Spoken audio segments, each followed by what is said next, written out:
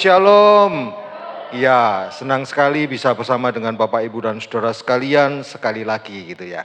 Bapak Ibu, hari ini kita akan sama-sama belajar tentang satu tema yang menurut saya cukup menarik dan seringkali dilupakan oleh orang Kristen. Mungkin kita banyak berbicara tentang Yesus, tetapi sebenarnya apa yang Yesus lakukan di dalam dunia. Nah, hari ini saya akan membawa Bapak Ibu dan Saudara sekalian untuk belajar satu tema tentang kepastian keselamatan. Angkat tangan Bapak Ibu yang yakin selamat. Amin. Yakin ya, selamat yakin ya?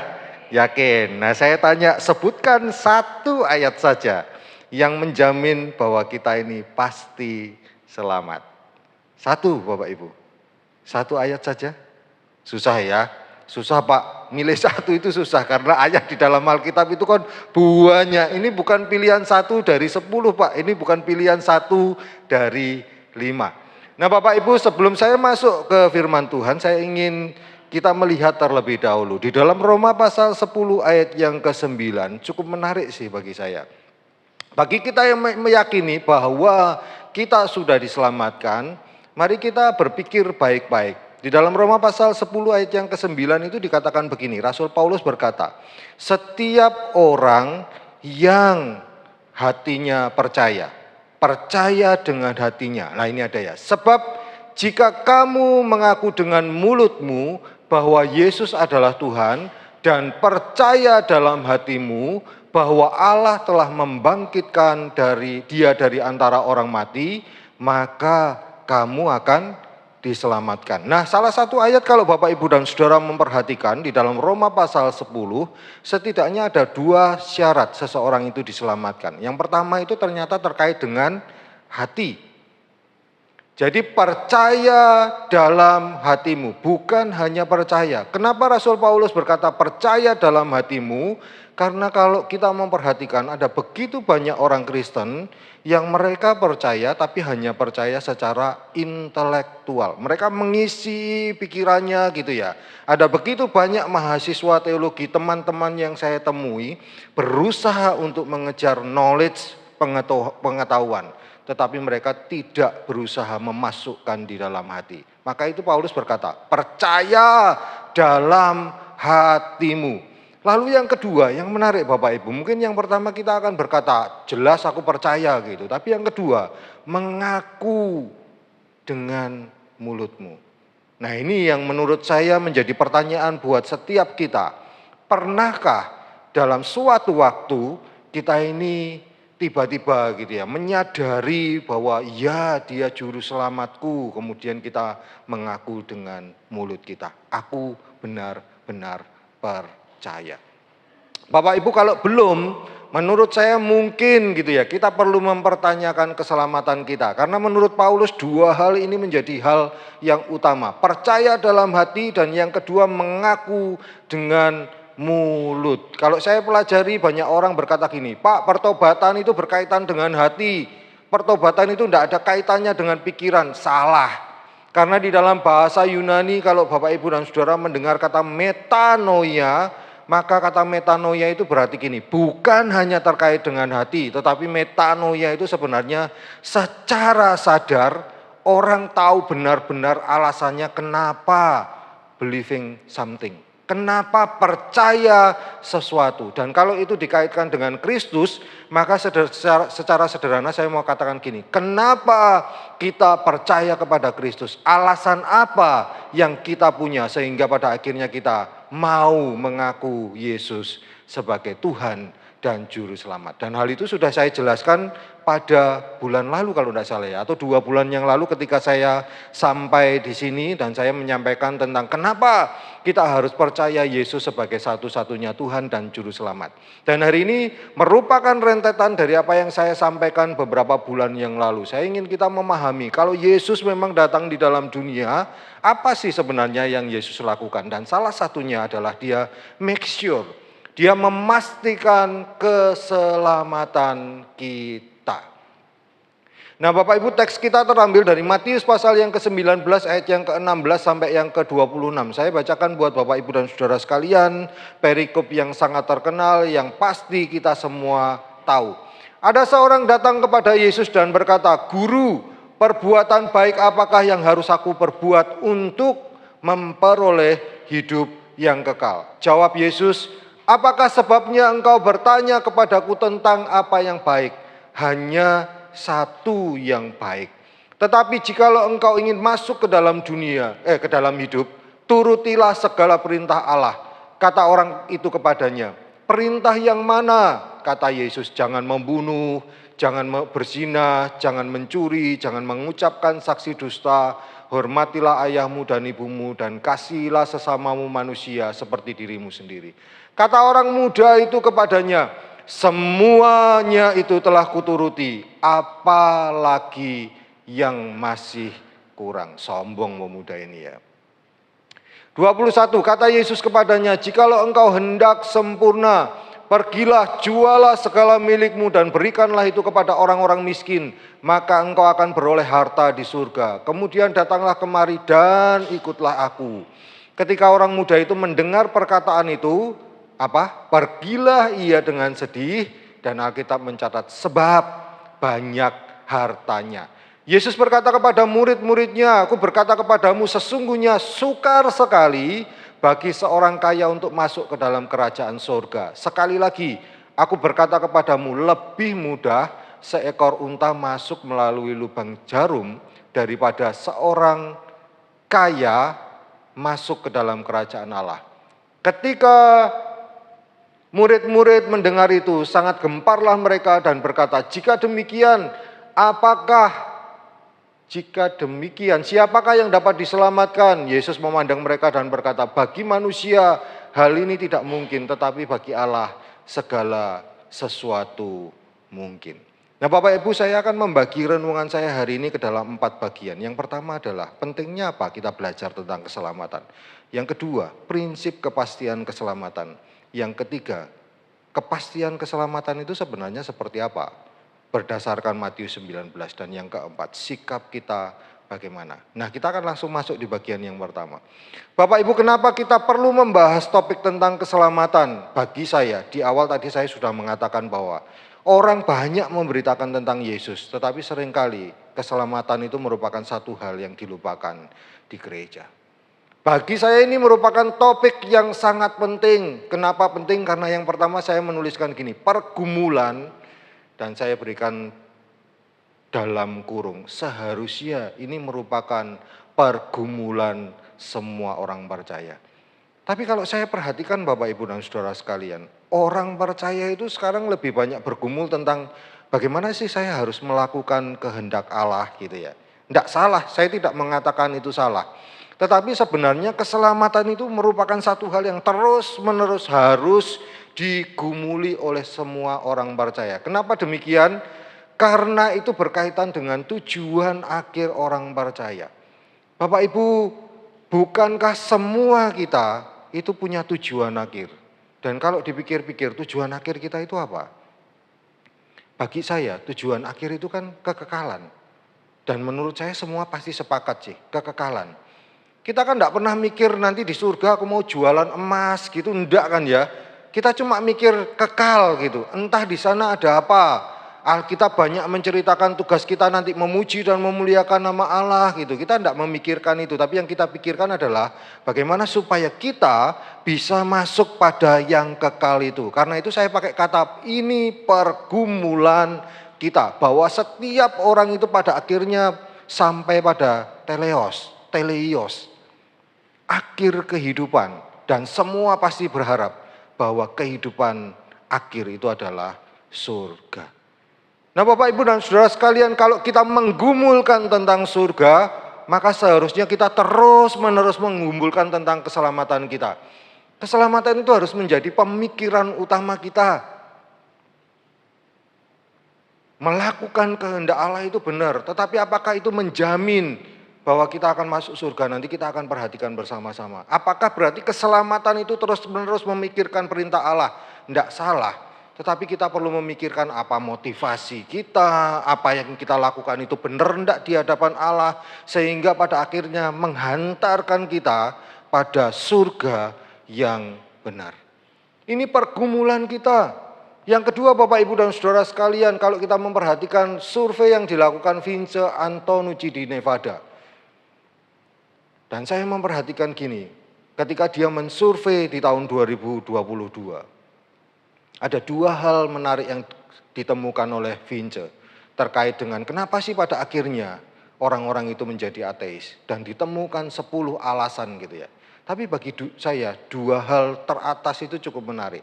Yang pertama Vince mendapatkan bahwa orang itu menjadi ateis karena mereka lahir di keluarga ateis. Wajar gitu ya. Kalau keluarganya ateis, anaknya ateis sangat wajar. Bandingkan dengan kita. Kalau keluarganya Kristen, anaknya Kristen enggak? Ya Kristen lah gitu. Entah nanti pada waktu Bapak Ibu misalkan memperhatikan di poin ketiga, keempat, kelima dari yang ditemukan Vince Antonucci, orang itu bisa berubah ketika di perguruan tinggi. Tapi pada intinya keluarga itu menentukan akan jadi bagaimana anak-anaknya nanti.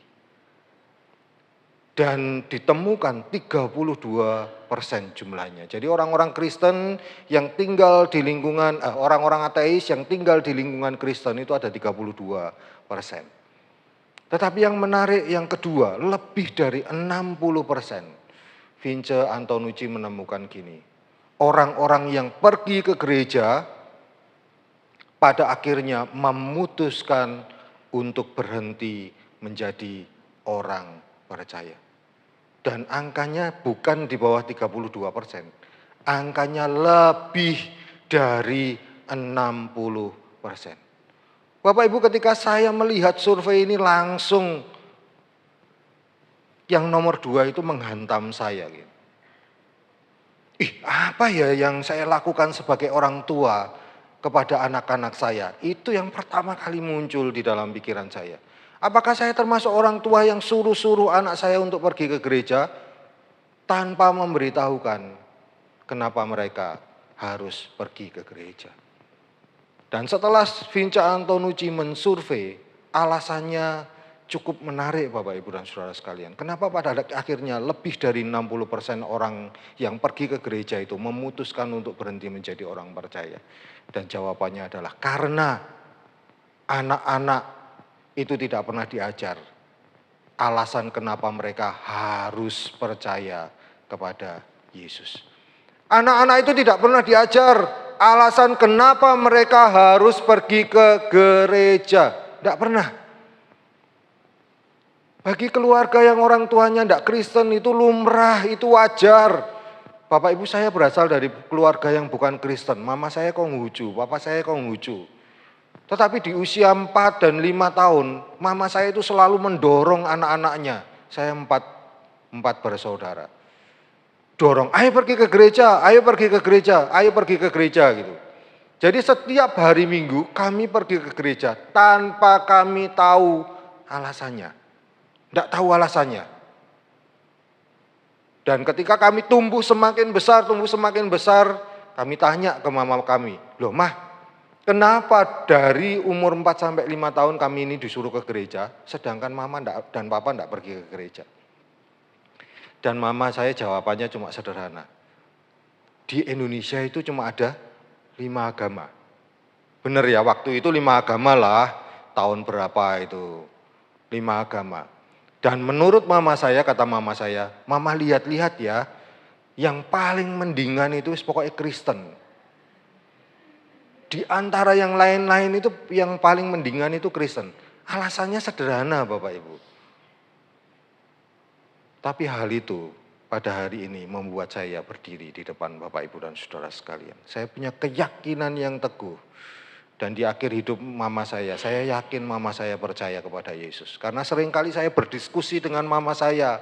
Dan mama saya berpikir, iya yang paling baik itu Yesus kok. Yang paling baik itu Yesus. Sekalipun mama saya berpikir bahwa Konghucu itu pembawa beritanya itu baik banget gitu ya. Mama saya seringkali membaca kitab suci namanya. Saya pun kadang-kadang baca gitu ya. Nah Bapak Ibu dan Saudara sekalian, penekanan saya adalah pada gini. Kalau saya berasal dari keluarga yang bukan Kristen dan mama saya memikirkan Kristen yang paling baik. Bagaimana dengan Bapak Ibu dan Saudara sekalian?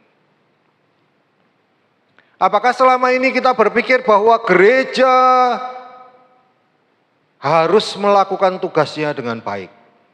Apakah selama ini kita berpikir bahwa sekolah Kristen tempat anak-anak kita tempatkan harus melaksanakan tugasnya dengan baik? Ternyata tidak cukup demikian Bapak Ibu dan Saudara sekalian. Keluarga itu merupakan institusi kecil yang paling berpengaruh besar terhadap anggotanya yang lain dan terutama anak-anak kita. Bapak Ibu bisa tanya ketika anak saya mau baptis, terus kemudian, Pak aku mau baptis ya. Yang nomor 2 baptis duluan, yang nomor 1 baru saja baptis.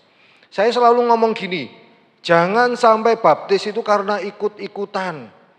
Temennya banyak, terus kemudian ikut baptis. Jangan ya gitu. Kenapa? Karena keselamatan itu enggak geropyokan. Keselamatan itu masing-masing dan baptis bukan berarti jaminan bahwa kita pasti masuk surga, enggak. Maka saya tadi menjelaskan Roma pasal 10 ayat yang ke-9, Bapak Ibu perlu memperhatikan. Yang membuat kita diselamatkan adalah percaya Yesus pernah mati, dia dibangkitkan oleh Allah. Dan dia ada di dalam kekekalan. Itu yang paling penting Bapak Ibu dan Saudara sekalian. Pengakuan kita, hati yang percaya, itu memastikan kita bisa masuk surga. Di dalam Yohanes pasal yang ketiga kalau Bapak Ibu perhatikan percakapan dengan Nikodemus. Yesus itu ngomongnya enggak tentang baptisan kok. Nanti di ayat yang ke-22 Yesus itu baru ngomong kalau engkau percaya tandanya apa? Tandanya dibaptis. Tandanya dibaptis. Bapak Ibu penelitian Vince Antonucci saya berharap ini juga menjadi shock terapi buat kita. Sudahkah sebagai orang tua, sebagai nenek, kakek, kita melakukan tugas kita? Apakah kita selama ini cuma membicarakan tentang studi mereka yang pinter ya, yang sekolah yang pinter ya gitu.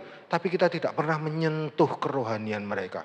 Kita tidak pernah membicarakan Tuhan dengan mereka. Loh apa jadinya anak-anak kita Bapak Ibu dan Saudara sekalian? Anak saya yang nomor 1 seringkali ngomong, enggak Pak aku belum siap baptis. Enggak Pak aku belum siap baptis. Dan saya menekankan gini, pokoknya percaya Yesus sungguh-sungguh, percaya Yesus sungguh-sungguh. Baru kemudian melangkah ke baptisan. Saya selalu ngomong ke anak-anak saya di saat anak-anak lain diberikan perjamuan kudus, saya selalu ngomong ke anak saya, enggak boleh ya perjamuan kudus. Loh kenapa Pak enggak boleh? Tanpa kamu memahami tentang makna perjamuan kudus dengan benar. Hati-hati. Karena Rasul Paulus lo ngomong, kalau engkau salah, itu mendatangkan apa Bapak Ibu? Kutuk loh. Mendatangkan hukuman loh. Jangan main-main dengan kerohanian kita, jangan main-main dengan kekristenan kita. Maka sangat penting mengajarkan hal-hal rohani kepada anak-anak kita Bapak Ibu.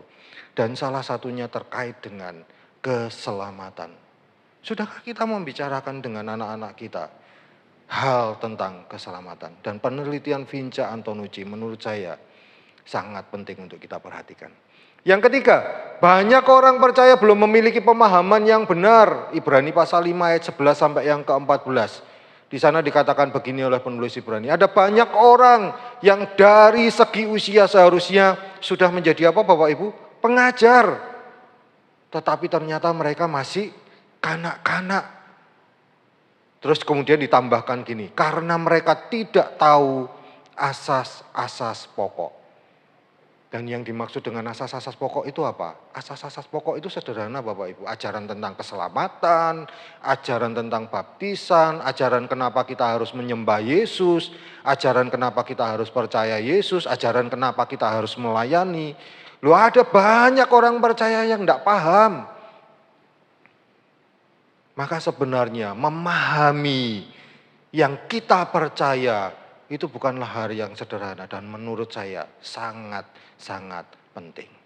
Bapak Ibu yang kedua, kenapa kita perlu membahas tentang keselamatan? Karena dalam dunia teologi ini merupakan salah satu isu dan menjadi sentral pembahasan. Saya satu kampus dengan Bu Widya,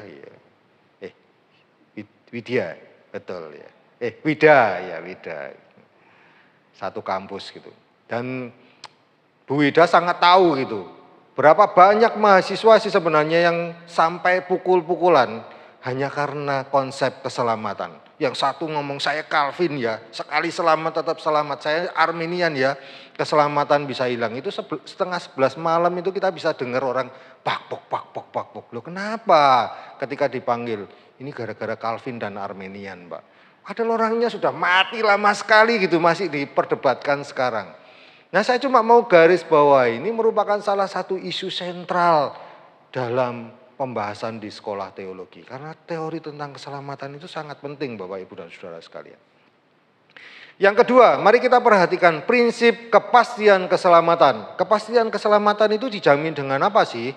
Nah, menurut saya ini penting Bapak Ibu. Saya membuat sebuah statement begini. Bukan hanya monergis, tetapi juga definitif.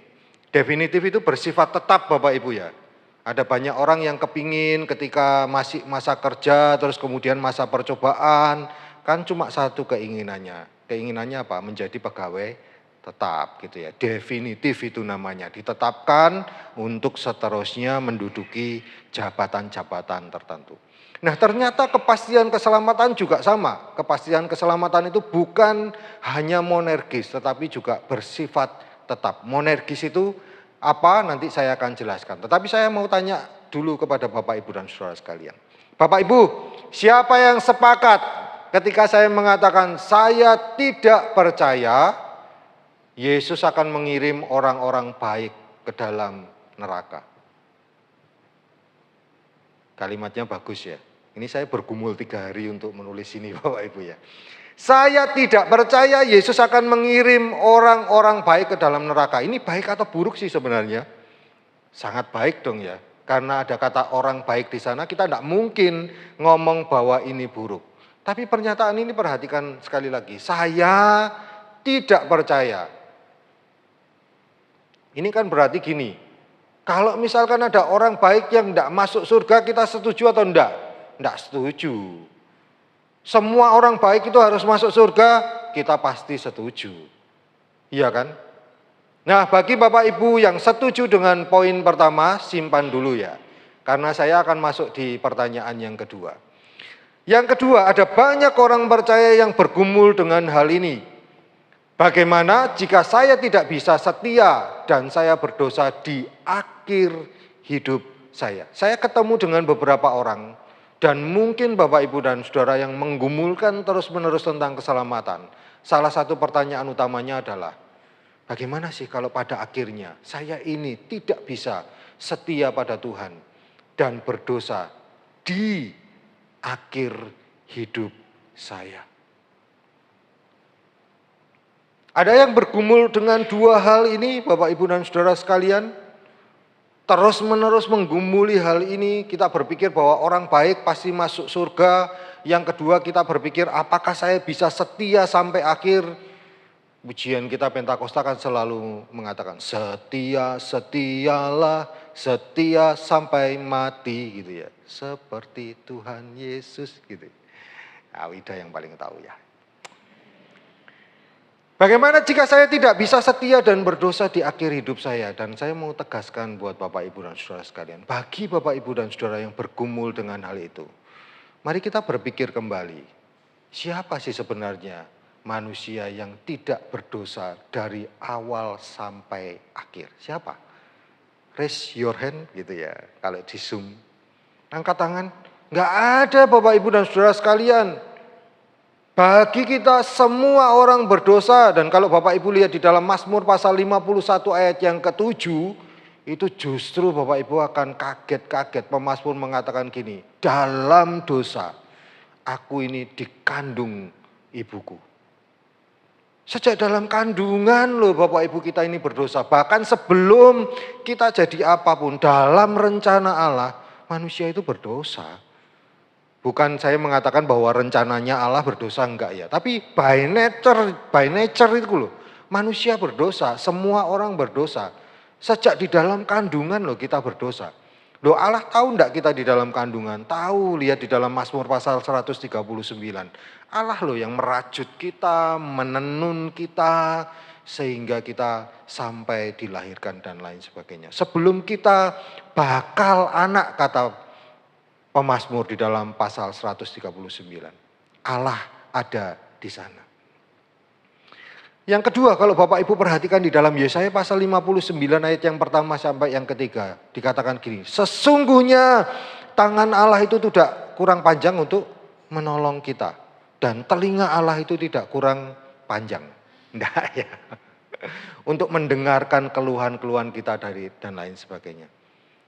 Dan Yesaya mencatat, tetapi yang menjadi pemisah antara kita dengan Allah itu apa? Dua hal. Satu, kejahatan kita. Yang kedua, dosa-dosa kita. Lalu kemudian Paulus di dalam Roma pasal yang ketiga ayat yang ke-23 mengatakan, semua orang telah berdosa dan kehilangan kemuliaan Allah. Dan susahnya lagi Bapak Ibu di dalam Roma pasal 6 ayat yang ke-23. Upah dosa adalah tidak ada jalan lain. Upah dosa itu cuma satu, upahnya adalah maut. Dan kita tahu maut itu berarti apa? Maut itu kematian kekal. Yang kedua saya tunjukkan buat Bapak Ibu dan Saudara sekalian, selain dosa gitu. Yang kedua adalah hukum Taurat Bapak Ibu, di dalam perjanjian lama maupun perjanjian baru. Hukum Taurat itu begitu menekan kehidupan bangsa Israel pada waktu itu.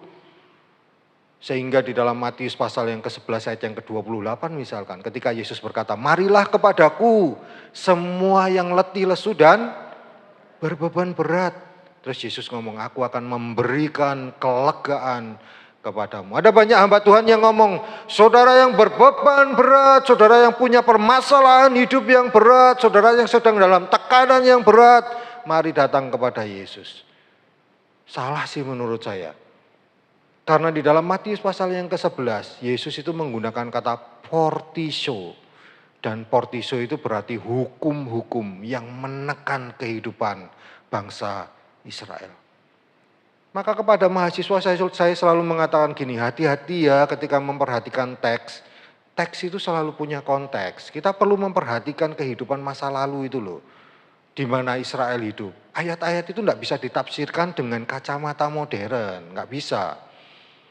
Karena itu Matius pasal 8 tidak berbicara tentang pergumulan hidup kita itu enggak. Tapi hukum-hukum yang menekan mereka. Dan itu adalah hukum Taurat. Bapak Ibu, kalau Bapak Ibu pada posisi bangsa Israel pada waktu itu. Bapak Ibu akan bisa memahami dengan pasti betapa beratnya kehidupan mereka. Ada 633 perintah Bapak Ibu. 633 perintah itu gede loh ya. Belum lagi cabang-cabangnya kecil. Jadi ketika mereka berbicara tentang ini ya, taatilah hari Sabat gitu. Itu ada hukum-hukum kecil lagi. Dan di dalam Yakobus pasal 2 ayat yang ke-10 dikatakan gini, kalau seorang bisa melakukan 632, tetapi gagal melakukan yang satu, maka sebenarnya dia sedang berada di dalam penghukuman. Tidak ada Bapak Ibu orang yang bisa melakukan perintah Allah itu seluruhnya. Jangan berpikir bahwa perintah Allah itu cuma yang berkaitan dengan dosa-dosa utama gitu ya. Nyolong, berzinah, terus kemudian mengambil milik orang lain gitu. Enggak. Tetapi ketika perintah itu sebenarnya sifatnya baik, tetapi kita tidak melakukan, maka sebenarnya kita sedang berdosa kepada Tuhan. Saya kasih contoh. Bapak Ibu rajin membaca Alkitab, Bapak Ibu rajin doa pagi. Tetapi Yesus kan ngomong gini di Matius pasal yang ke-28 ayat 19 sampai yang ke-20.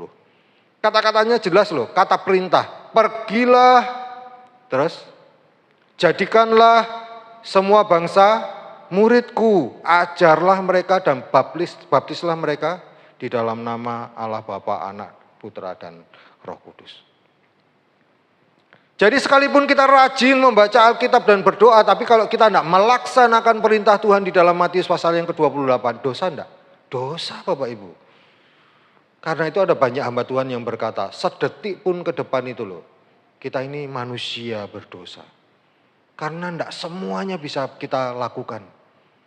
Dan kalau kita perhatikan, standar Allah itu cuma satu. Bukan separuh sempurna, bukan 3/4 sempurna.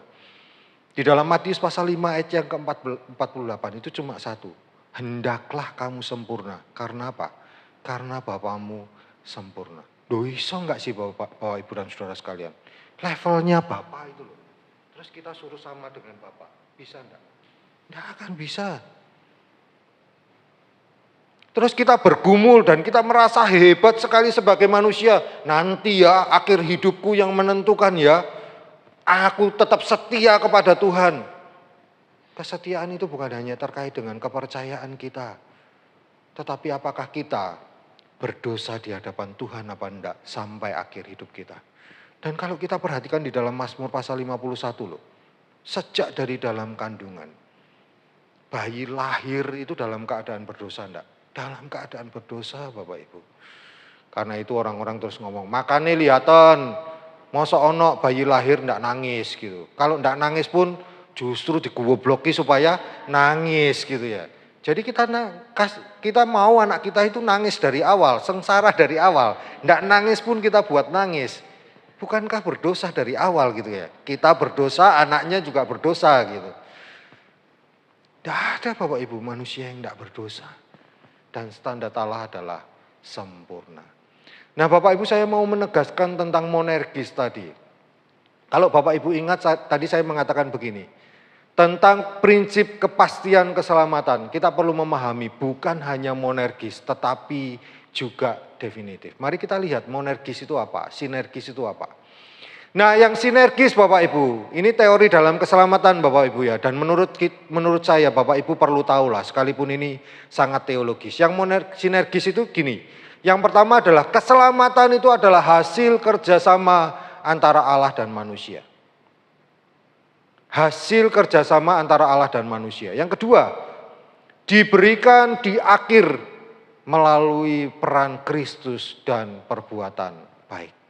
Siapa yang sampai sekarang masih berpikir bahwa keselamatan itu melibatkan kita dan Allah? Dalam bahasa sederhananya Allah kasih DP di awal, lalu kemudian cicilannya kita yang tanggung sampai akhir gitu ya. Itu sinergis berarti Bapak Ibu. Kita merasa begini, berarti bahwa keselamatan itu ada dua pihak yang berperan. Yang pertama adalah Allah dan yang kedua adalah kita sendiri. Saya berani menyampaikan ini karena saya yakin, saya lihat pengajarannya Pak Titi gitu. Dan saya yang sangat yakin bahwa Pak Titi pasti pegang monergis. Nanti coba tanya. Di gereja-gereja lain GPPS, saya belum tentu berani menyampaikan hal ini. Karena ini merupakan pandangan yang sangat berbeda gitu ya, sangat berbeda. Saya bisa kena SP kalau mengajarkan ini. Tapi saya mau kita lihat dua sisi, ada sinergis, ada monergis. Nah Bapak Ibu bebas memilih. Tapi kalau Bapak Ibu nanti tanya ke gembala Bapak Ibu, saya yakin kita ada di sayap kiri. Walaupun sayap kiri itu seringkali dianggap tidak baik ya. Yang monergis itu gini Bapak Ibu, yang pertama, keselamatan itu murni dari Allah. Jadi satu pihak ya, dari atas selalu kemudian ke manusia langsung. Tidak ada sama sekali peran manusia. Kalau Bapak Ibu tadi mendengarkan penjelasan saya sebelumnya, kita manusia berdosa dan standar Allah adalah sempurna. Peran kita ini loh apa sih Bapak Ibu? Wong manusia berdosa kok mau berperan bantu yang sempurna. Ciptaan kok bantu sang pencipta. Masuk akal enggak sih sebenarnya? Enggak masuk sama akal sama sekali. Yang kedua kalau kita perhatikan. Kalau ada sesuatu yang bisa kita lakukan, ngapain Yesus susah-susah turun ke dalam dunia, mati di atas kayu salib. Alkitab jelas mengatakan untuk apa? Menggantikan kita yang berdosa. Jadi sinergis atau monergis Bapak Ibu? Sinergis ya. Ini karena nanti ditayangkan saya ngomong sinergis ya. Tapi silakan memilih antara sinergis dan monergis. Yang kedua Bapak Ibu perhatikan, diberikan di awal melalui peran Kristus yang mati di atas kayu salib. 2000 tahun yang lalu kita ini sudah diselamatkan oleh Allah dengan kematiannya di atas kayu salib. Dan kita tidak perlu terus-menerus berjuang sampai akhir. Nyicil itu susah Bapak Ibu, saya punya cicilan rumah 15 tahun itu pikiran saya di situ terus. Sampai saya melupakan tentang keselamatan saya gitu ya. Yang penting keselamatan rumah dulu baru keselamatan rumah yang di sana gitu Bapak Ibu Saudara sekalian. Nah kalau kita memahami konsep keselamatan seperti saya memahami konsep saya nyicil rumah, gawat wis hidup kita Bapak Ibu. Keberdosaan kita itu loh, enggak mungkin bisa menyelamatkan kita. Karena itu kan di dalam Efesus yang kedua, Paulus jelas ngomong, kita ini diselamatkan cuma karena satu kan ya, kasih karunia. Yesus turun ke dalam dunia. Kalau masih perlu usaha kita itu loh, buat apa Yesus turun ke dalam dunia? Tidak ada gunanya. Kalau Yesus merasa manusia mampu untuk menyelamatkan diri, dia tidak akan turun ke dalam dunia. Maka yang monergis Bapak Ibu perhatikan, diberikan oleh Allah. Dan kalau Bapak Ibu perhatikan, lebih banyak alasan di dalam Alkitab yang mendukung yang di sebelah kiri daripada mendukung di sebelah kanan. Tidak mungkin Bapak Ibu orang berdosa bisa, tidak mungkin.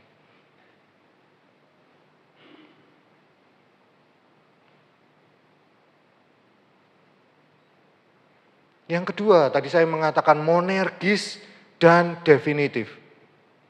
Ada beberapa orang yang mengatakan gini, progressive salvation ya, keselamatan itu harus terus-menerus dikerjakan. Enggak. Allah melakukan satu kali untuk selama-lamanya. 1 Korintus 6 mengatakan apa? Keselamatan kita itu dicicil? Enggak. Paulus mengatakan apa? Dibayar lunas Bapak Ibu. Dibayar lunas. Loh kenapa sesuatu yang dibayar lunas kita masih berpikir mau nyicil? Enggak Tuhan aku mau nyicil. Ngotot, kita yang ngotot mau nyicil. Kepada jemaat Galatia misalkan Paulus berkata di dalam pasal 6 ayat 11 sampai yang ke-18. Paulus ngomong gini, kamu ya yang mengajarkan ajaran bahwa orang percaya bukan hanya diselamatkan karena Kristus, tetapi harus ditambahkan sunat. Kamu akan mendapatkan hukumanmu kata Paulus. Dan di Galatia Paulus juga mengatakan gini, terkutuklah orang yang membawa Injil lain selain Injil Kristus Yesus. Bapak Ibu ini kita perlu pahami dengan baik sinergis dan monergis. Karena ini menentukan bagaimana kita menjalani kehidupan. Dan saya mau kita memperhatikan pernyataan statement teolog yang sangat terkenal. Dia mengatakan begini, setiap agama yang pernah dikenal oleh umat manusia adalah agama yang apa Bapak Ibu? Berarti kalau misalkan kita menekankan perbuatan, kita loh enggak ada bedanya dengan agama-agama yang lain. Agama Hindu misalkan, ayo ya berbuat baik gitu. Supaya apa? Supaya roh kita pada akhirnya menyatu dengan alam semesta. Kalau roh kita sudah menyatu dengan alam semesta itu adalah pencapaian yang tertinggi. Agama Buddha misalkan ada 8 prinsip yang mereka pegang. Berbuat baik, memperkatakan hal yang baik, tindakan yang baik, usaha yang baik, terus kemudian meditasi gitu. Ada 8, saya tidak hafalkan Bapak Ibu. Karena bukan prinsip keselamatan saya. Tapi ada 8, mereka meyakini 8 prinsip keselamatan. Sedangkan yang lain, yang seringkali hijau-hijau gitu ya. 5 kali melakukan ibadah mereka baik gitu ya. Terus harus sedekah, kurban, supaya apa? Mereka berpikir dosanya diampuni dan mereka bisa masuk surga. Loh apa bedanya kalau misalkan kita menjadi orang yang sinergis? Saya tidak mengatakan sinergis itu keliru Bapak Ibu ya.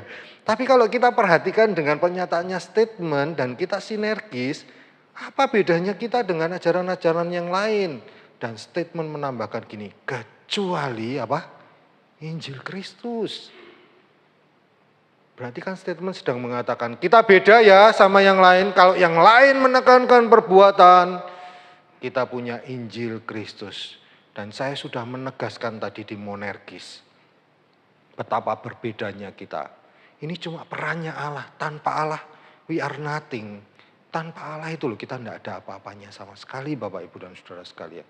Tidak mungkin masuk surga tanpa Allah. perbuatan baik kita kah? Tidak ada. Wis. Kita ini tidak akan bisa sempurna kok. Mendekati sempurna aja enggak. Nah, Injil Kristus yang membedakan kita dengan ajaran-ajaran yang lain. Yang ketiga Bapak Ibu, kepastian keselamatan berdasarkan Matius pasal yang ke-19. Saya akan cepat. Yang pertama adalah keselamatan itu mustahil bagi manusia. Perhatikan di ayat yang ke-23 dikatakan sukar sekali.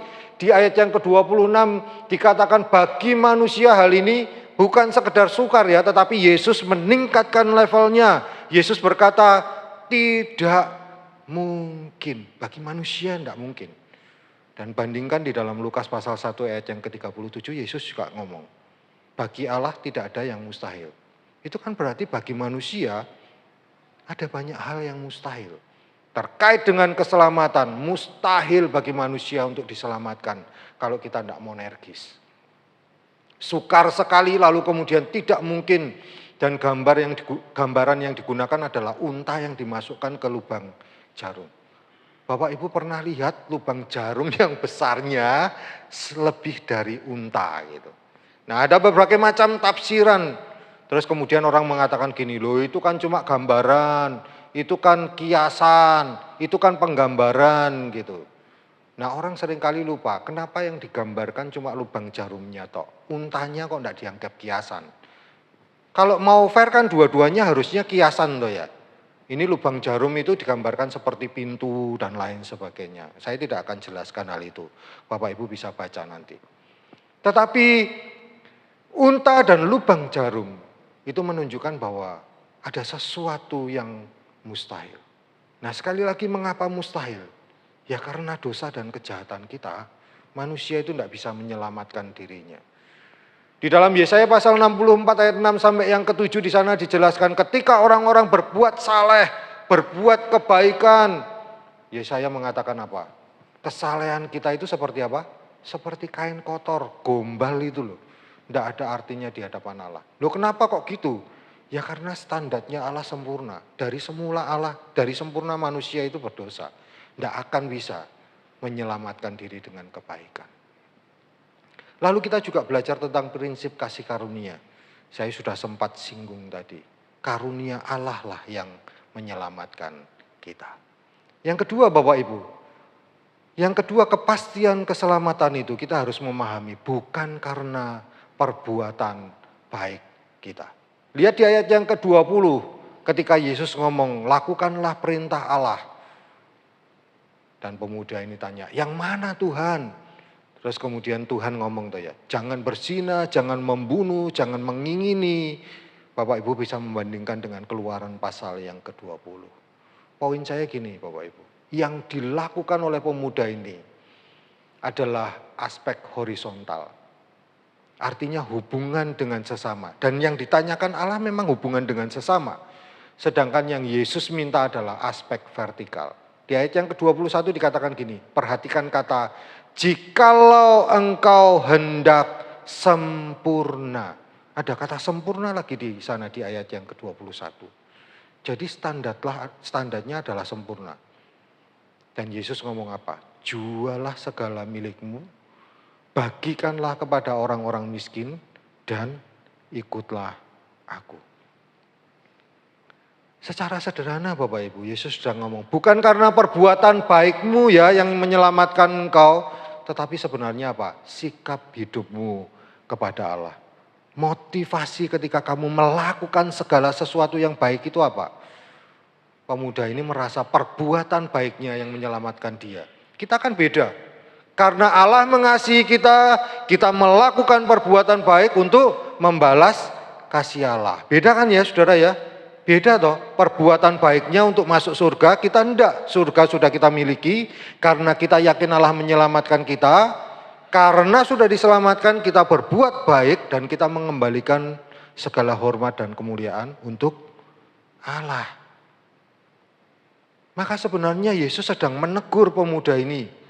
Kamu lo enggak benar di hadapan Allah. Pemahamanmu tentang Allah keliru, konsepmu tentang Allah keliru.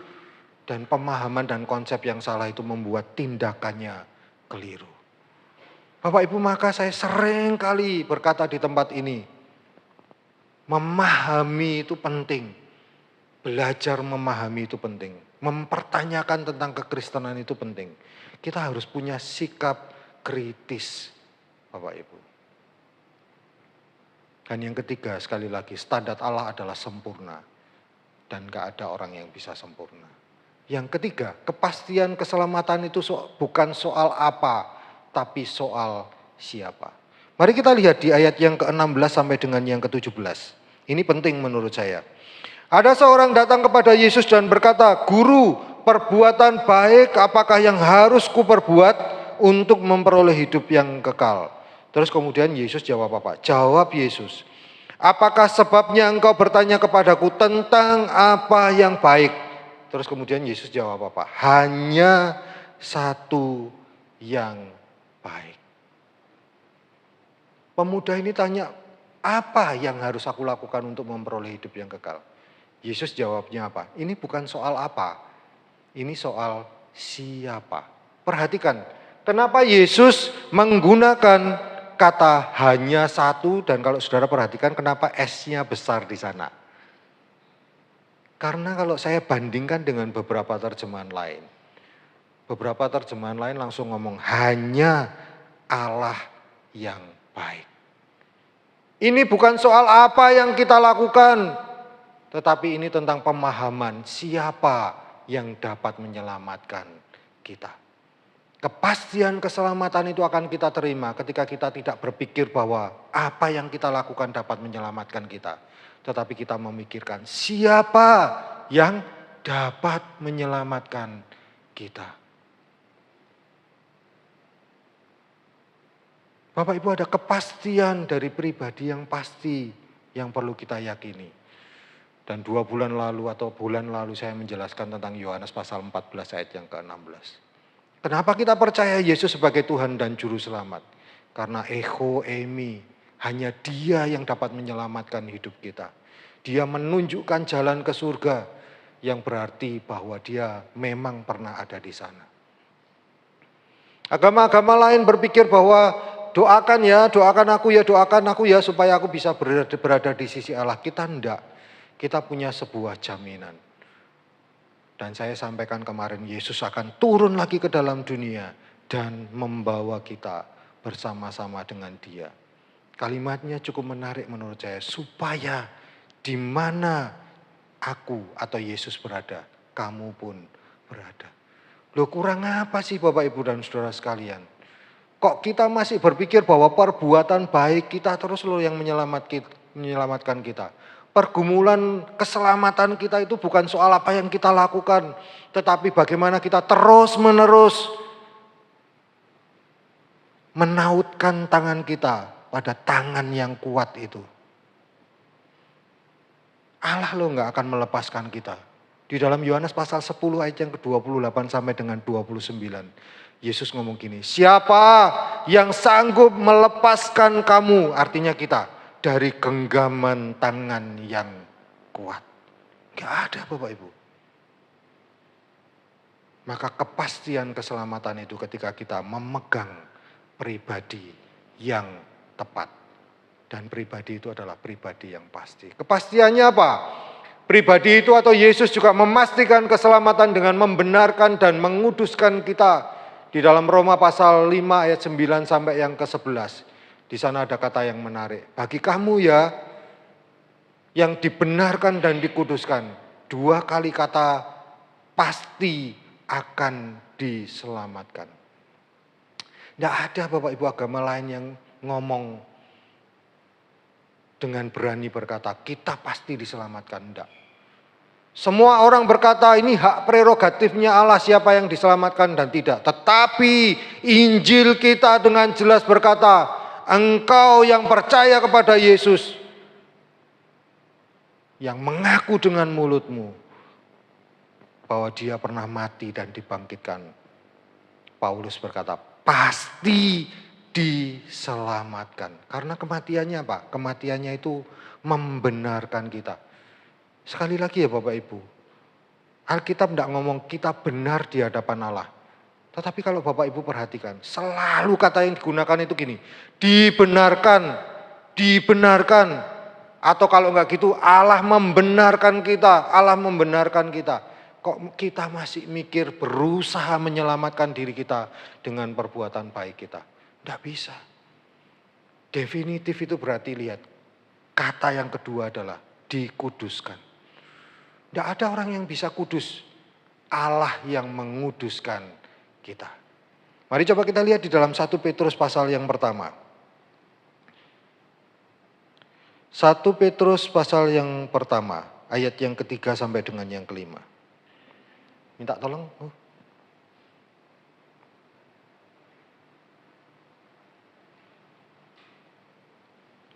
Ya, 1 Petrus pasal yang pertama ayat yang ketiga sampai yang kelima. Lihat Bapak Ibu ya. Terpujilah Allah dan Bapa Tuhan kita Yesus Kristus yang karena rahmatnya yang besar telah apa? Telah melahirkan kita kembali oleh kebangkitan Yesus Kristus dari antara orang mati kepada suatu hidup yang penuh pengharapan. Terus kemudian ayat yang keempat, untuk menerima suatu bagian yang tidak dapat binasa. Kita ini menerima suatu bagian yang tidak dapat binasa, dan itu berbicara tentang apa? Tentang keselamatan. Yang tidak dapat cemar dan yang tidak dapat layu, yang tersimpan di surga bagi kamu. Ayat yang kelima. Yaitu kamu, terus apa ada kata? Yang dipelihara dalam apa? Dalam kekuatan Allah karena imanmu, sementara kamu menantikan keselamatan yang telah tersedia untuk dinyatakan pada zaman akhir. Jangan sampai kita memahami, oh keselamatan di zaman akhir. Enggak, Bapak Ibu. Keselamatan itu artinya definitif, diberikan dari awal sampai akhir. Kita sedang menunggu, yang pertama sudah dilaksanakan 2000 tahun yang lalu, yang akhir sedang disimpan oleh Allah bagi orang-orang yang sudah dipilih, dan itu termasuk kita. Pada akhirnya nanti terimalah keselamatanmu, masuklah ke dalam surga yang kekal. Bagaimana kita bisa menerima keselamatan kita? Not by our power, tetapi jelas, yaitu kamu yang apa? Yang dipelihara. Terus kemudian Petrus perlu menambahkan gini, dalam apa? Bukan kekuatan kita. Dikatakan dalam kekuatan Allah. Ada kata dipelihara dalam kekuatan Allah. Kekuatan Allah lah yang akan memampukan kita. Maka saya berani mengatakan definitif. Sekali diselamatkan, selamanya akan selamat. Loh Pak, nanti ini kalau misalkan kita berdosa dan lain sebagainya, jangan khawatir, saudara ada di genggaman Allah yang kuat.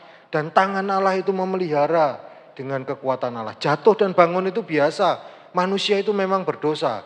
Tetapi yang paling penting adalah perteguh iman kita, perteguh hati kita. Semakin dekat, semakin kenal dengan Allah, itulah yang akan membawa kita pada kekekalan. Ada banyak orang mengatakan Filipi pasal 2 ayat yang ke-22, Pak di sana kok kerjakan? Enggak, dalam bahasa Yunani itu katargesomai yang artinya selesaikan keselamatanmu. Dan dalam bahasa Inggris bukan digunakan kata work for. Kalau work for itu kan gini, saudara kerja di akhir bulan saudara terima gaji. Tapi ini enggak, ini work out. Dan walk out itu di dalam bahasa Inggris berarti gini, saudara sudah terima gaji di depan, saudara tinggal selesaikan tugas saudara dengan baik. Itulah yang dimaksud dengan katargesomai. Tidak mengerjakan keselamatan kita, selesaikan karena keselamatan itu sudah diberikan oleh Kristus di awal. Kita tinggal menyelesaikan dengan apa? Pemeliharaan dari Allah, kekuatan dari Allah. Dan pada akhirnya kita pasti dimampukan. Bapak Ibu berjuang sendiri. Yesus ngomong itu portiso. Menekan pundak kita, bahu kita. Berat Bapak Ibu. Tetapi ketika kita bersandar pada Allah, Allah akan menguduskan kita, menguatkan kita, memelihara kita. Bapak Ibu hari ini firman Tuhan mengajarkan, yakin dengan keselamatan kita. Pastikan bahwa kita sudah termasuk orang-orang yang ada di surga. Di dalam Roma pasal 8 ayat yang ke-29 ayat yang ke-30. Ada 5 tingkatan kalau saudara perhatikan. Orang percaya itu dipilih. Orang percaya itu dipanggil. Orang percaya itu ditentukan. Orang percaya itu ada 5 di sana ya. Dipilih, ditetapkan, ditentukan, terus dipanggil, dimuliakan. Nah saya lupa urutannya itu ya. Pokoknya ada 5 tingkatan di sana. Dan kalau dilihat dalam bahasa Yunani, Allah itu secara aktif. Allah memilih kita, Allah memanggil kita, Allah menentukan kita. Nah kalau ditentukan itu dari awal atau di akhir sih Bapak Ibu? Di awal lah ditentukan. Allah itu punya kitab kehidupan di dalam Keluaran pasal 32 ayat yang ke-32. Maka yakinlah Bapak Ibu, mari kita bersandar pada pribadi yang akan memastikan keselamatan kita. Selamat menjadi orang-orang yang pasti diselamatkan. Mari kita tundukkan kepala kita. Kita naikkan sebuah pujian, sekali Yesus, selamanya Yesus.